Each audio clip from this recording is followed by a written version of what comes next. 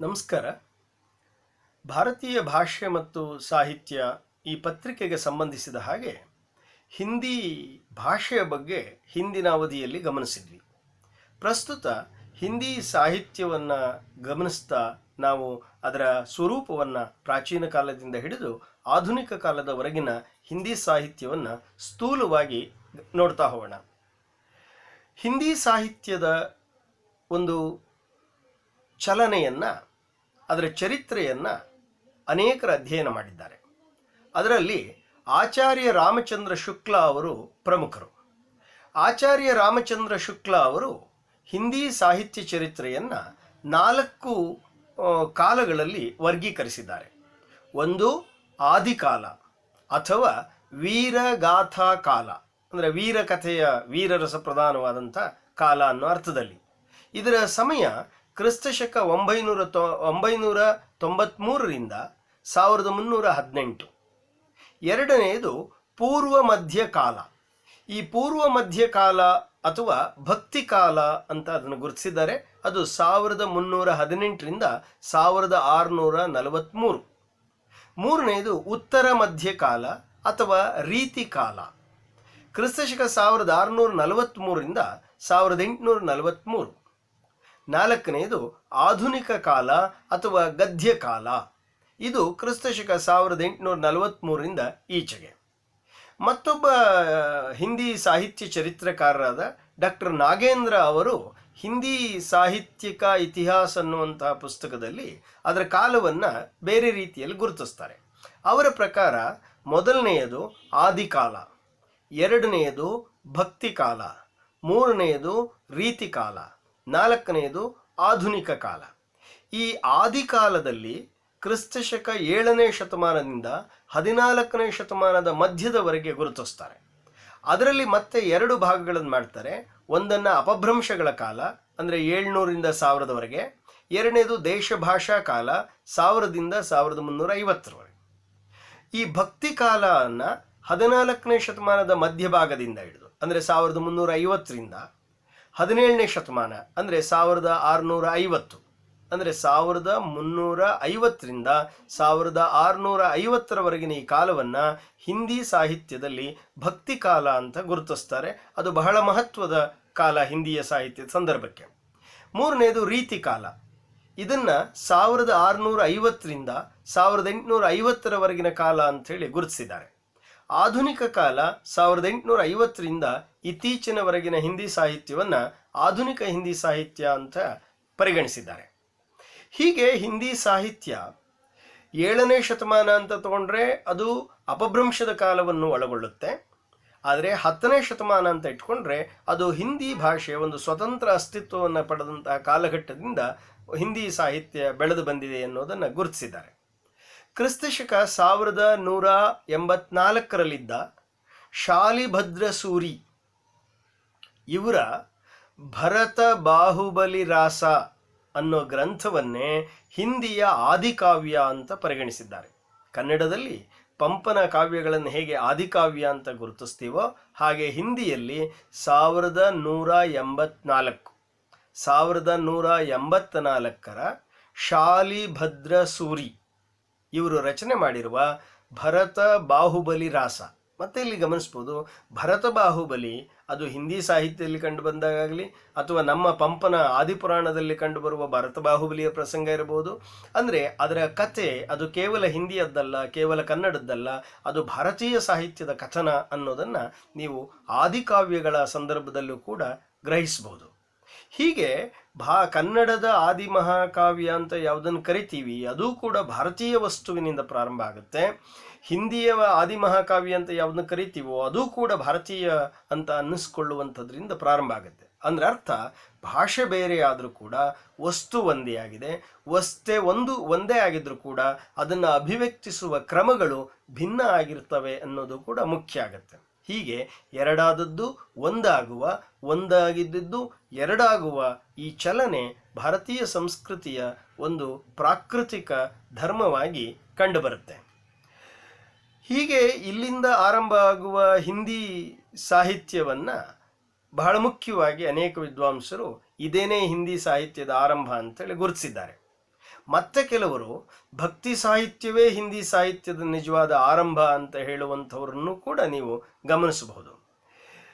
ಮತ್ತೆ ಕೆಲವರು ಈ ರಜಪೂತರ ಖಡ್ಗ ಕಮಲದಲ್ಲಿ ಹಿಂದಿ ಕಾವ್ಯಶ್ರೀ ಉದಿಸಿದಳು ಅನ್ನುವಂಥ ಅಭಿಪ್ರಾಯವನ್ನು ವ್ಯಕ್ತಪಡಿಸಿದ್ದಾರೆ. ಅದನ್ನು ಹೇಳಿದವರು ಡಾಕ್ಟರ್ MS ಕೃಷ್ಣಮೂರ್ತಿಯವರು. ಈ ರಜಪೂತರ ವೀರರ ಪೌರುಷ ಪ್ರಧಾನವಾದ ಕಾವ್ಯಗಳಿಗೆ ರಾಸೋ ಅನ್ನೋದು ಹೆಸರು. ಹಾಗಾಗಿ ಆರಂಭದಲ್ಲಿ ರಾಸೋ ಅನ್ನೋ ಹೆಸರಿನಿಂದ ಹಿಂದಿ ಕಾವ್ಯಗಳನ್ನು ಗುರುತಿಸಿರೋದನ್ನು ನೀವು ನೋಡ್ಬೋದು. ರಸಾಯನ ಅನ್ನೋ ಪದದ ಅಪಭ್ರಂಶ ರೂಪವೇ ರಾಸೋ ಅನ್ನೋದು ರಾಮಚಂದ್ರ ಶುಕ್ಲ ಅವರ ನಿಲುವು. ಈ ರಾಸೋ ಕಾವ್ಯಗಳಲ್ಲಿ ವೀರರಸ ಪ್ರಧಾನವಾಗಿದ್ದರೆ ಶೃಂಗಾರ ರಸ ಪೋಷಕವಾಗಿರುತ್ತೆ. ಅಂದರೆ ಕನ್ನಡದಲ್ಲಿ ಪಂಪಯುಗ ಅಂತ ಯಾವುದನ್ನು ಕರಿತೀವಿ, ಆ ಪಂಪಯುಗದಲ್ಲಿ ವೀರರಸವೇ ಪ್ರಧಾನವಾಗಿರುತ್ತೆ. ಆ ವೀರರಸ ಪ್ರಧಾನವಾದಂಥ ಕಾಲಘಟ್ಟದಲ್ಲಿ ಶೃಂಗಾರ ಪ್ರಧಾನವಾದಂತಹ ಅಥವಾ ಪೋಷಕವಾಗಿ ಬಂದಿರತಕ್ಕಂಥ ಕಾವ್ಯಗಳನ್ನು ಕನ್ನಡದಲ್ಲೂ ಕೂಡ ನೀವು 10ನೇ ಶತಮಾನದಿಂದ 12ನೇ ಶತಮಾನದ ನಡುವೆ ನೋಡಬಹುದು.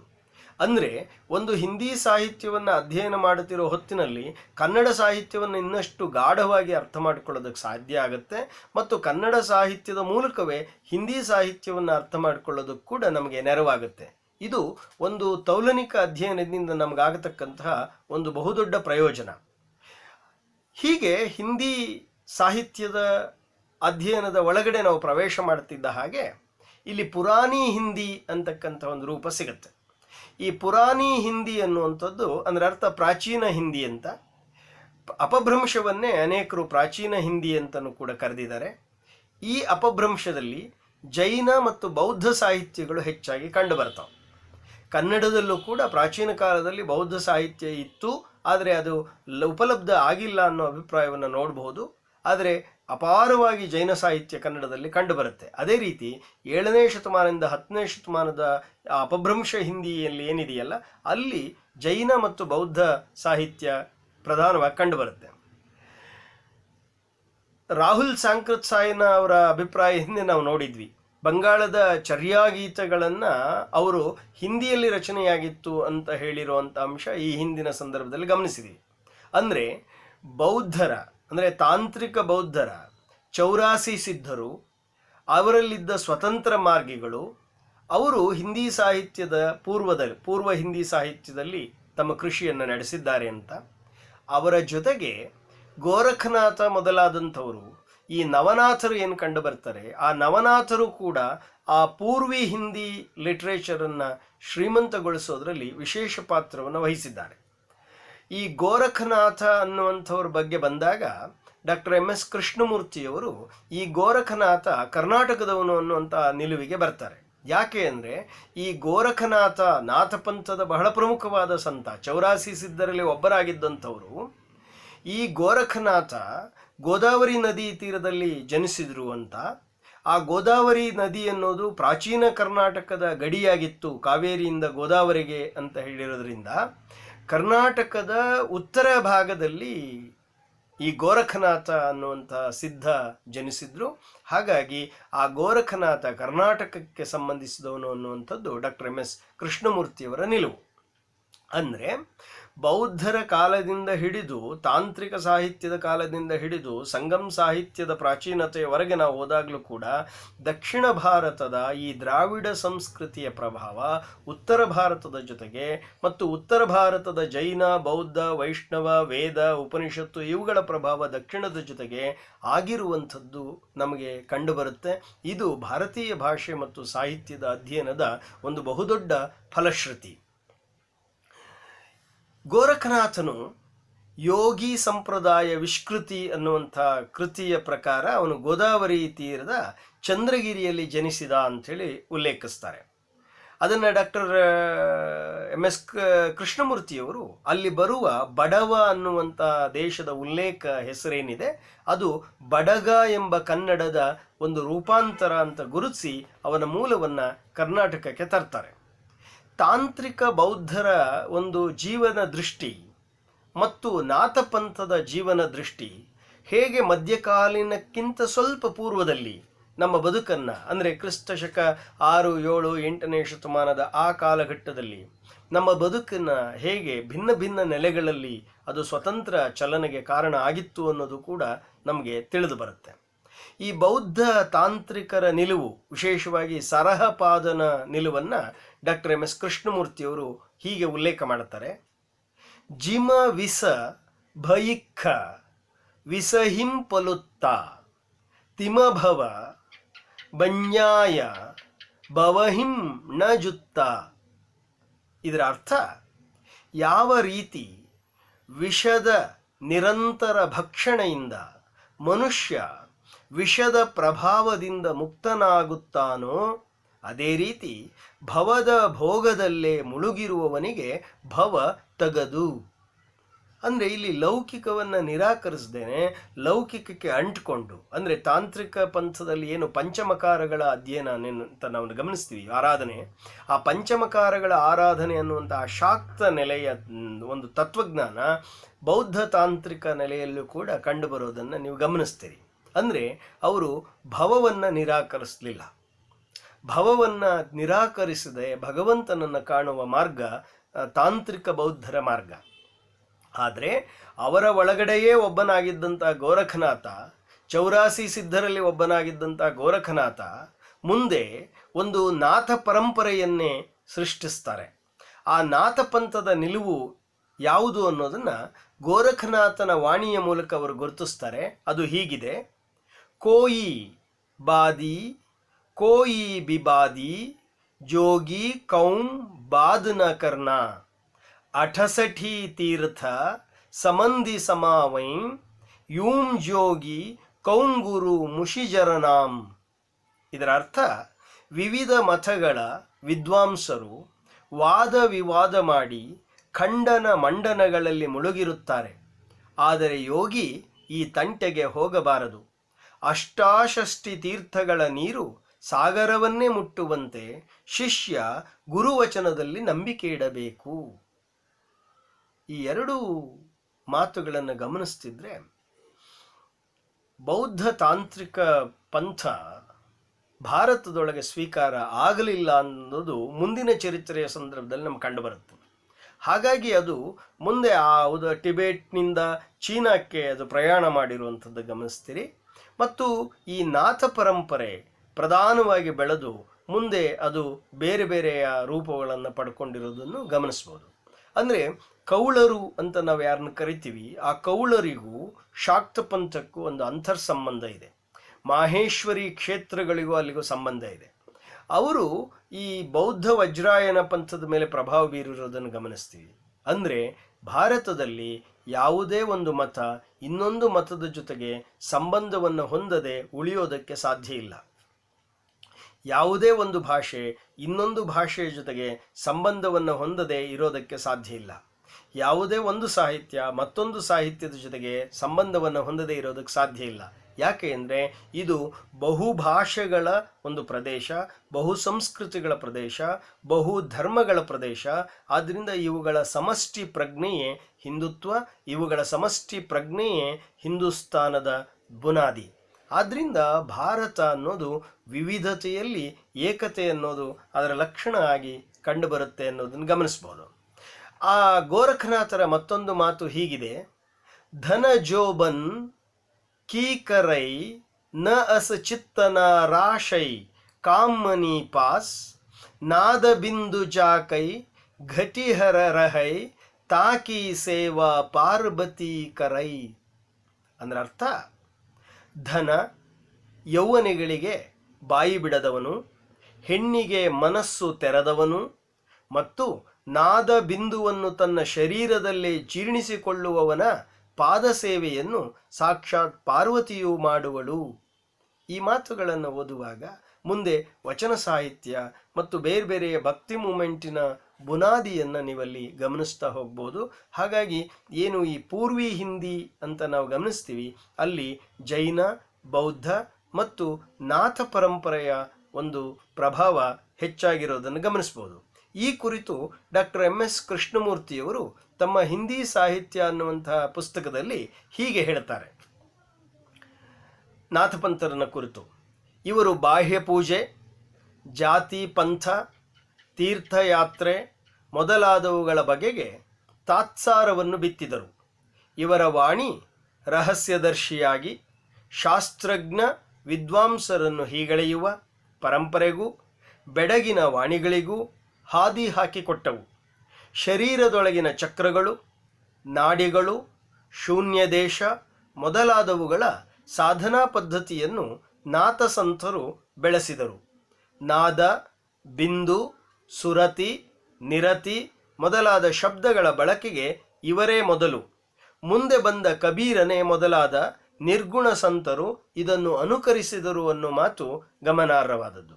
ಅಂದರೆ ಮುಂದೆ ಬರುವಂಥ ಕಬೀರ ಮೊದಲಾದಂಥ ಭಕ್ತಿ ಕಾಲದ ಸಂತಶ್ರೇಷ್ಠರಿಗೆ ಕಾರಣ ಮತ್ತು ಪ್ರೇರಣೆಯನ್ನು ಒದಗಿಸಿರೋದು ನಾಥಪಂಥ, ಗೋರಖನಾಥ ಮೊದಲಾದಂಥರು. ಆ ಗೋರಖನಾಥ ನಾಥಪಂಥದವರಿಗೆ ಕಾರಣ ಆಗಿರೋದು 84 ಸಿದ್ಧರ ಬೌದ್ಧ ತಾಂತ್ರಿಕ ಪರಂಪರೆ. ಆ ಬೌದ್ಧ ತಾಂತ್ರಿಕ ಪರಂಪರೆಗೆ ಕಾರಣ ಪ್ರೇರಣೆಯಾಗಿರೋದು ಶಾಕ್ತ ಪಂಥದ ಕೌಳ ಮೊದಲಾದಂತಹ ಆಲೋಚನೆಯ ಕ್ರಮಗಳು. ಅಂದರೆ ಒಂದರ ಬೇರು ಮತ್ತೊಂದರಲ್ಲಿ ಇರುವಂಥದ್ದು ಭಾರತೀಯ ಸಾಹಿತ್ಯ ಮತ್ತು ಸಂಸ್ಕೃತಿಯ ವಿಶೇಷತೆ. ಇದೇ ಕಾಲದಲ್ಲಿ ಅಂದರೆ ಆದಿಕಾಲದಲ್ಲಿ ಪೂರ್ವ ಹಿಂದಿ ಕಾಲದಲ್ಲಿ ಕಂಡುಬರುವಂಥ ಪ್ರಮುಖ ಹಿಂದಿಯ ಜೈನ ವಿದ್ವಾಂಸರುಗಳು ಯಾರು ಅಂದರೆ ಹೇಮಚಂದ್ರ, ಸೋಮಪ್ರಭಸೂರಿ, ಮೇರುತುಂಗ ಮೊದಲಾದವರು ಆ ಕಾಲದ ಪ್ರಮುಖ ಜೈನ ವಿದ್ವಾಂಸರು. ಇದರ ಜೊತೆಗೆ ಡಾಕ್ಟರ್ ಕೃಷ್ಣಮೂರ್ತಿಯವರು ಆ ಯುಗದ ಪ್ರಮುಖ ಕವಿಗಳನ್ನು ಹೀಗೆ ಗುರುತಿಸ್ತಾರೆ. ಚಂದ್ ಬರದಾಯಿ. ಈ ಚಂದ್ ಬರದಾಯಿಯ ಕಾಲ ಕ್ರಿಸ್ತಶಕ 1126ರಿಂದ 1192. ಈತ ಬರೆದಿರುವ ಕೃತಿ ಪೃಥ್ವಿರಾಜರಾಸೋ. ಈ ಪೃಥ್ವಿರಾಜರಾಸೋವನ್ನು ಹಿಂದಿ ಆದಿಕಾವ್ಯ ಅಂತಲೂ ಕೂಡ ಕರೆದಿದ್ದಾರೆ. ಇಲ್ಲಿ ಪೃಥ್ವಿರಾಜರಾಸೋ ಅನ್ನುವಂಥದ್ದು ಆ ರಜಪೂತರ ಪೃಥ್ವಿರಾಜನ ಒಂದು ಹೋರಾಟದ ಚಾರಿತ್ರಿಕ ಕಥನವನ್ನು ಒಂದು ಕಾಲ್ಪನಿಕ ಆಯಾಮದ ಹಿನ್ನೆಲೆಯಲ್ಲೂ ಕೂಡ ರಚನೆ ಮಾಡಿರ್ತಕ್ಕಂಥ ಒಂದು ಮಹತ್ವದ ಕೃತಿ. ಈ ಕೃತಿಯ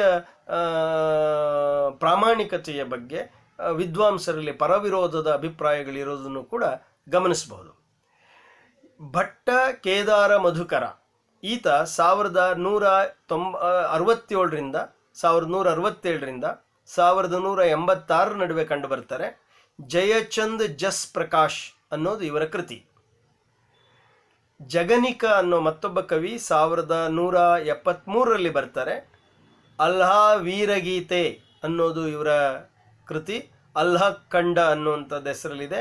ಇವರದು ಹಾಡುಗಬ್ಬ ಆಗಿರೋದು ಜನಪ್ರಿಯವಾಗಿದೆ ಮತ್ತು ಜನಪದರೇ ಅನೇಕ ಅವರಿಗೆ ಬೇಕಾದ ಹಾಗೆ ಅದನ್ನು ಬದಲಾಯಿಸಿಕೊಂಡು ಹಾಡಿರೋದ್ರಿಂದ ಹಲವು ಪಾಠಭೇದಗಳು ಕಂಡುಬರ್ತವೆ. ಮೂಲ ಪಾಠ ಯಾವುದು ಅನ್ನೋದು ಗೊತ್ತಾಗದ ಹಾಗೆ ಜಗನಿಕ ಅನ್ನೋದು ಜನರ ನಡುವೆ ಒಬ್ಬ ಜನಪ್ರಿಯ ಹಿಂದಿ ಕವಿಯಾಗಿ ಅವರು ಬದುಕಿದ್ದಾರೆ. ಶ್ರೀಧರ ಅನ್ನುವಂಥ ಮತ್ತೊಬ್ಬ ಕವಿ 1399ರಲ್ಲಿ ಕಂಡುಬರ್ತಾರೆ.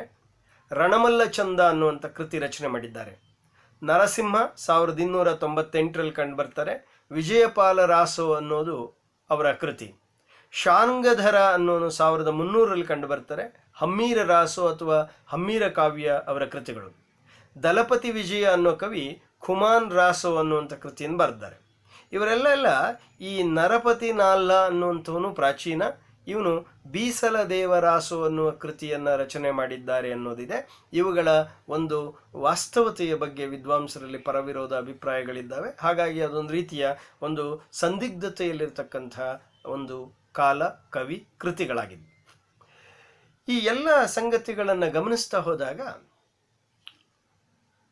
ಬಹಳ ಮುಖ್ಯವಾಗಿ ಆ ಕಾಲದಲ್ಲಿ ಕಂಡುಬರುವಂಥವನು ಚಂದ್ ಬರದಾಯಿ ಅನ್ನುವಂಥ ಒಬ್ಬ ವಿದ್ವಾಂಸ ಕವಿ. ಆತನ ಪೃಥ್ವಿರಾಜರಾಸು ಅನ್ನುವಂಥದ್ದು ಒಂದು ಬಹಳ ಮಹತ್ವದ ಹಿಂದಿ ಕಾವ್ಯ.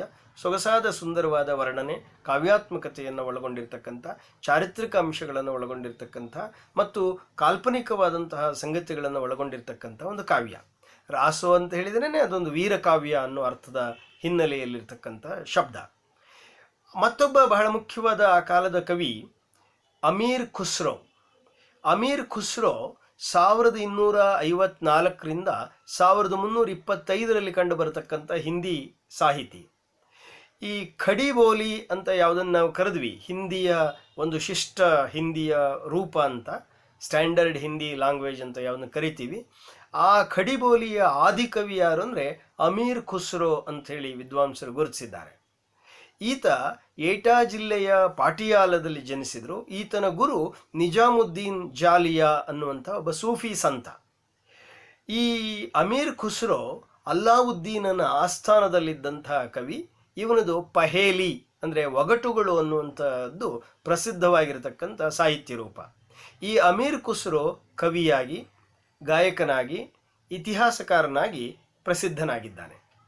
ಈ ಕಾಲದ ಮತ್ತೊಬ್ಬ ಪ್ರಮುಖ ಹಿಂದಿ ಕವಿ, ಮತ್ತು ಇದನ್ನು ಮೈಥಿಲಿ ಅಂತ ಗುರುತಿಸಿರೋದ್ರಿಂದ ಈ ಕವಿಯನ್ನು ಮೈಥಿಲಿಗೂ ಕೂಡ ಸೇರಿಸಬೇಕು. ಮೂಲತಃ ಮೈಥಿಲಿಯ ಲೇಖಕ, ಆದರೆ ಹಿಂದಿಯಲ್ಲೂ ಕೂಡ ಇವರನ್ನ ಪರಿಗಣಿಸಿದ್ದಾರೆ. ವಿದ್ಯಾಪತಿ. ಈ ವಿದ್ಯಾಪತಿ 1283.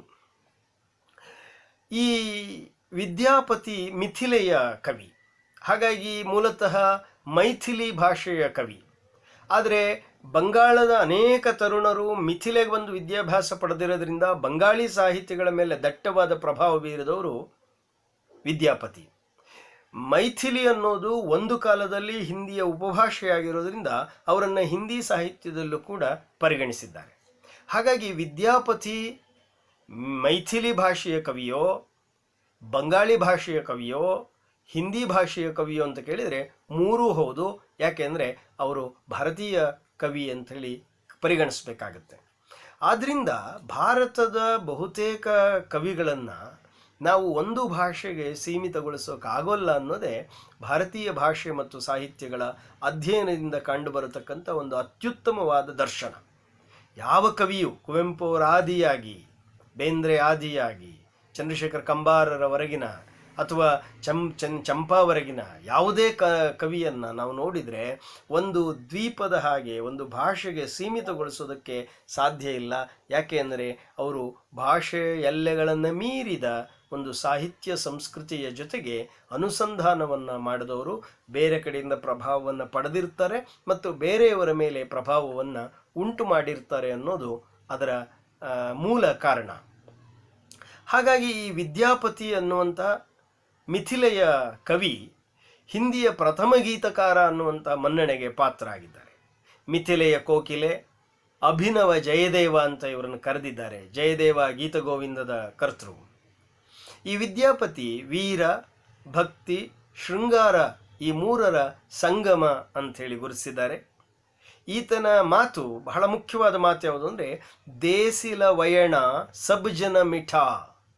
ಅಂದ್ರೆ ಅರ್ಥ, ದೇಸಿ ಭಾಷೆ ಸರ್ವ ಜನರಿಗೂ ಮಧುರವಾದದ್ದು. ಇದು ಬಹಳ ಮಹತ್ವದ್ದು. ಯಾಕೆ ಅಂದರೆ ಈ ಮಾತನ್ನು ಕನ್ನಡ ವಿಶ್ವವಿದ್ಯಾನಿಲಯ ಕನ್ನಡಕ್ಕೆ ಅನುವಾದ ಮಾಡಿ ತಂದಿರುವಂತಹ ಮತಂಗ ಮುನಿಯ ಬೃಹದ್ದೇಶಿ ಅನ್ನುವಂಥ ಪುಸ್ತಕವನ್ನು ಓದಿದರೆ ಕ್ರಿಸ್ತಶಕ 5ನೇ ಶತಮಾನದಲ್ಲೇ ಈ ಮತಂಗ ಮುನಿ, ಕನ್ನಡಿಗ ಮತಂಗ ಮುನಿ ಬೃಹದ್ದೇಶಿ ಅನ್ನೋ ಕೃತಿಯಲ್ಲಿ ಯಾವುದು ಸಂತೋಷವನ್ನು ನೀಡುತ್ತದೆಯೋ ಅದು ದೇಶಿ ಅನ್ನುವಂಥ ಅರ್ಥವನ್ನು ಕೊಟ್ಟಿದ್ದಾರೆ. ಹಾಗಾಗಿ ದೇಸಿ ಅನ್ನೋದು ಕೀಳಲ್ಲ, ಅದು ಬೃಹತ್ ಅನ್ನುವಂತಹ ಒಂದು ತತ್ವಜ್ಞಾನವನ್ನು ಕ್ರಿಸ್ತಶಕ 5ನೇ ಶತಮಾನದಲ್ಲಿ ನೀಡಿದಂತಹವರು ಕನ್ನಡದ ಕವಿ, ಸಂಸ್ಕೃತ ಭಾಷೆಯಲ್ಲಿ ರಚನೆ ಮಾಡಿದ್ದಾರೆ ಅನ್ನೋದು ವಿಶೇಷ. ಆದರೆ ಕನ್ನಡದ ಮೊದಲ ಗ್ರಂಥ ಕವಿರಾಜ ಮಾರ್ಗ ದೇಸಿ ಅನ್ನೋದನ್ನು ಒಂದು ದೋಷವನ್ನಾಗಿ ಪರಿಗಣಿಸುತ್ತೆ.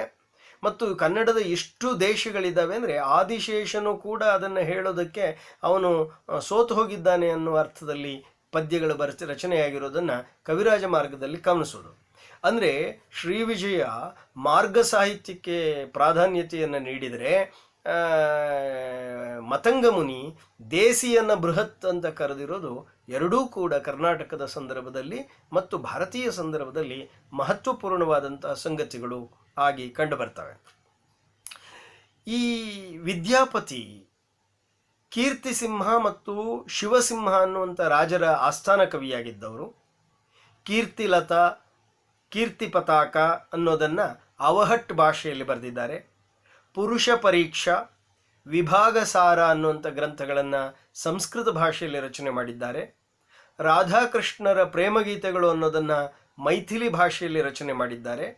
ಜೊತೆಗೆ ಶಿವಪಾರ್ವತಿಯರನ್ನ ಕುರಿತ ನಚಾರಿ ಹಾಡುಗಳನ್ನು ರಚನೆ ಮಾಡಿದ್ದಾರೆ.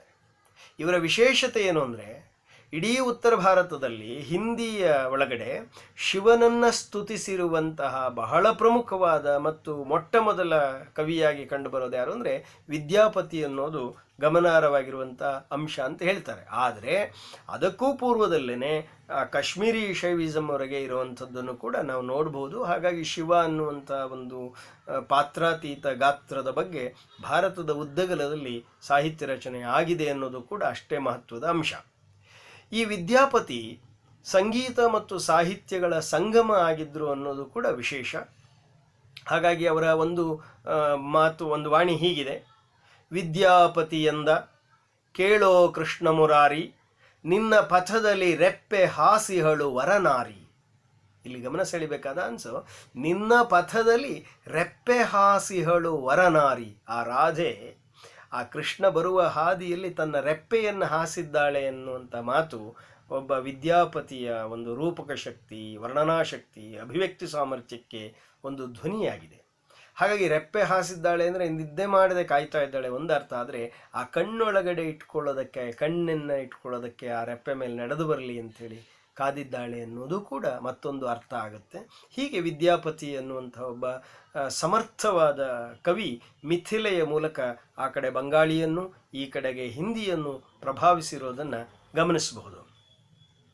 ಈ ಕುರಿತು ಕೆಲವು ಮಾತುಗಳನ್ನು ಹೇಳುವಾಗ, ಈ ಆದಿಕಾಲದ ವೀರಯುಗ ಕ್ರಿಸ್ತಶಕ 1300 ಹೊತ್ತಿಗೆ ಮುಕ್ತಾಯವಾಗುತ್ತದೆ ಎಂಬುದು ರಾಮಚಂದ್ರರ ಅಭಿಪ್ರಾಯ. ಮುಂದೆ ಭಾರತದಲ್ಲಿ ಮುಸ್ಲಿಮರ ರಾಜ್ಯಗಳು ತಲೆ ಎತ್ತುತ್ತವೆ.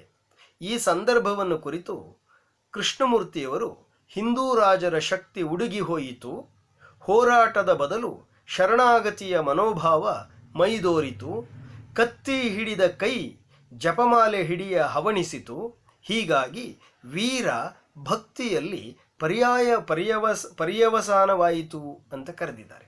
ಅಂದರೆ ವೀರರಸ ಅನ್ನೋದು ಮುಂದೆ ಭಕ್ತಿರಸವಾಗಿ ಬದಲಾಗ್ತದೆ, ವೀರಯುಗ ಅನ್ನೋದು ಭಕ್ತಿಯುಗವಾಗಿ ಬದಲಾಗುತ್ತೆ ಅನ್ನೋದು ವಿಶೇಷ. ಅಂದರೆ 10ನೇ ಶತಮಾನದಿಂದ 13ನೇ ಶತಮಾನದವರೆಗೆ ಒಂದು ಪೃಥ್ವಿರಾಜನಂತಹ ಒಬ್ಬ ವೀರ ರಾಜನ ನೇತೃತ್ವದಲ್ಲಿ ಹೋರಾಟದ ವೀರರಸ ಪ್ರಧಾನವಾಗಿ ಆಕ್ರಮಣಕಾರಿ ಮುಸ್ಲಿಮರ ಜೊತೆಗೆ ಹೋರಾಟದ ಒಂದು ಚರಿತ್ರೆ ಕಂಡುಬಂದರೆ, 13ನೇ ಶತಮಾನದ ಹೊತ್ತಿಗೆ ಮೊಘಲ್ ಸಾಮ್ರಾಜ್ಯದ ಆಡಳಿತಗಳು ಬಲಗೊಂಡಾಗ, ಹಿಂದೂ ರಾಜರುಗಳು ಸೋತು ಸುಣ್ಣವಾದಂಥ ಸಂದರ್ಭದಲ್ಲಿ ಒಂದು ಭಾರತೀಯ ಸಮಾಜ ವೀರ ಮಾರ್ಗವನ್ನು ತ್ಯಜಿಸಿ ಭಕ್ತಿ ಮಾರ್ಗದ ಕಡೆಗೆ ಚಲಿಸಿರುವಂತಹ ಒಂದು ಪಲ್ಲಟವನ್ನು ಮಸು ಕೃಷ್ಣಮೂರ್ತಿಯವರು ಗುರುತಿಸ್ತಾರೆ. ಮುಂದುವರೆದು ಅವರು ಹೀಗೆ ಹೇಳ್ತಾರೆ: ಇದುವರೆಗೂ ಕಾವ್ಯದ ಭಾಷೆ ಅಪಭ್ರಂಶ ಮಿಶ್ರಿತ ರಾಜಸ್ಥಾನಿ ಇಲ್ಲವೇ ರಾಜಸ್ಥಾನಿ ಆಗಿತ್ತು. ಅದು ಖಡ್ಗದ ಜಣತ್ಕಾರವನ್ನು ಮೊಳಗಿಸುವ ರಣಚಂಡಿಯ ನಾಲಿಗೆಯಂತೆ ಹೂಂಕಾರ ಮಾಡುವ ಭಾಷೆ. ಅದರಲ್ಲಿ ಭಕ್ತಿ, ಶಾಂತಿ ಹಾಗೂ ಲೌಕಿಕ ಶೃಂಗಾರದ ಗುಂಪನ ಶಕ್ತಿ, ಬೆಡಗು ಎಲ್ಲಿಂದ ಬಂದೀತು?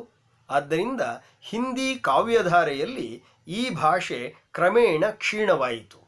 ಅಂದರೆ ವೀರರಸ ಮರೆಯಾಗಿದ್ದಷ್ಟೇ ಅಲ್ಲದೆ ಆ ವೀರರಸದ ಅಭಿವ್ಯಕ್ತಿಗೆ ಅತ್ಯಂತ ಸಮರ್ಥವಾಗಿದ್ದಂತಹ ಅಪಭ್ರಂಶ ಮಿಶ್ರಿತ ರಾಜಸ್ಥಾನಿ ಅಥವಾ ರಾಜಸ್ಥಾನಿ ಅನ್ನೋ ಭಾಷೆಯೂ ಕೂಡ ಕಣ್ಮರೆಯಾಯಿತು ಅನ್ನೋದು ಮುಖ್ಯವಾಗಿರುವ ಅಂಶ.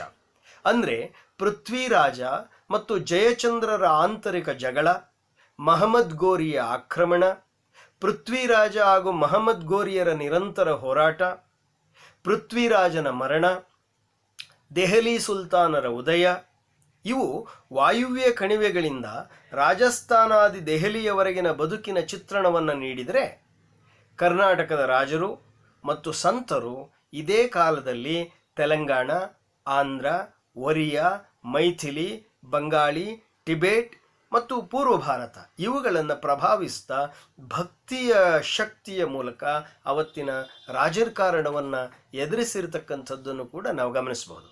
ಅಂದರೆ ವಾಯುವ್ಯ ಭಾರತ, ಉತ್ತರ ಭಾರತ, ಮಧ್ಯ ಭಾರತದ ಜೀವನ ಒಂದು ಬಗೆಯದ್ದಾದರೆ, ದಕ್ಷಿಣ ಭಾರತ, ಮಧ್ಯ ಭಾರತ, ವಿಂಧ್ಯ ಪರ್ವತದ ಆಸುಪಾಸು ಮತ್ತು ಈಶಾನ್ಯ ಭಾರತದ ಚಿತ್ರಣ ಮತ್ತೊಂದಾಗತ್ತೆ.